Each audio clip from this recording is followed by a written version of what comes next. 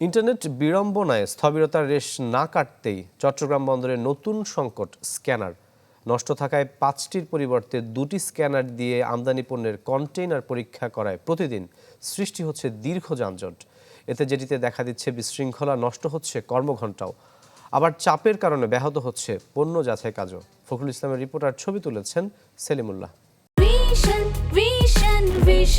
100% copper কন্ডেন্সারে তৈরি vision fridge, তাই গুণে মানে অটুট থাকে বছরের পর বছর। কন্টেইনারবাহী গাড়ির এই দীর্ঘ সারি চট্টগ্রাম বন্দরের নিউ মুরিং কন্টেইনার টার্মিনাল এনসিটির। আমদানি পণ্য খালাসকালে এসব গাড়ির অপেক্ষা স্ক্যানিংয়ের জন্য। 5টি স্থলে 2টি সচল থাকায় এই নাজুক অবস্থা। প্রতিদিন যে দুরবস্থার মধ্যে পড়ছে আমদানিকারক আর আইসিডিগামী প্রায় 2000 কন্টেইনার।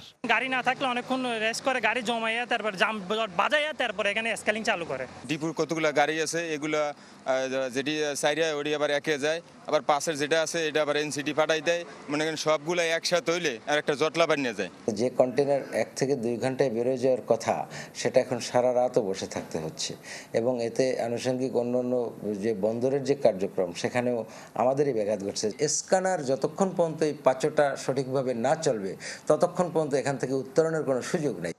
বন্দরের 11টি গেটের মধ্যে 9টিতে স্ক্যানার রয়েছে, যার মধ্যে 5টি ব্যবহার হয় আমদানি পণ্যের কন্টেইনার পরীক্ষায়। তবে সম্প্রতি 4 ও 5 আর সিসিটি গেটের 3টির আয়ুষ্কাল ফুরিয়ে যায়, যে চাপ গিয়ে পড়ছে 1 নম্বর ও এনসিটি গেটের স্ক্যানারে। এর সাথে অতি সম্প্রতি 5 দিনের ইন্টারনেট সংকটে সৃষ্ট অচলাবস্থা বন্দরে দেখা দিয়েছে মরার উপর খাঁড়ার ঘা হিসেবে। স্ক্যানার যদি কমে যায় তাহলে অবশ্যই সেক্ষেত্রে আমাদের ডেলিভারিতে সমস্যা হয়। মূলত আমরা কিন্তু এই স্ক্যানার 9টার মধ্যে 7টাই আমরা ইম্পোর্ট আইটেমের জন্য আমরা ইউজ করি। তো এই ইম্পোর্ট আইটেম যেগুলো ডেলিভারি করি সেটা স্ক্যান হয়ে ডেলিভারি হয় আর কি। 9টার জায়গায় মাত্র এখন 4টা স্ক্যানার অপারেশন। জাতীয় রাজস্ব বোর্ড কর্তৃপক্ষ নতুন স্ক্যানার স্থাপনের উদ্যোগ নিয়েছে, সেই উদ্যোগটাও চলছে। একই সাথে পুরাতন যে স্ক্যানারগুলো আমাদের ইতিমধ্যে ছিল সেগুলো দিয়ে, এবং একটা পুরনো স্ক্যানার আমাদের অলমোস্ট অকার্যকর হয়ে গিয়েছিল, সেটাকে আমরা দ্রুত সময়ের মধ্যে সেটাকে একটা মোবাইল স্ক্যানারও আমরা ব্যবস্থা করেছি।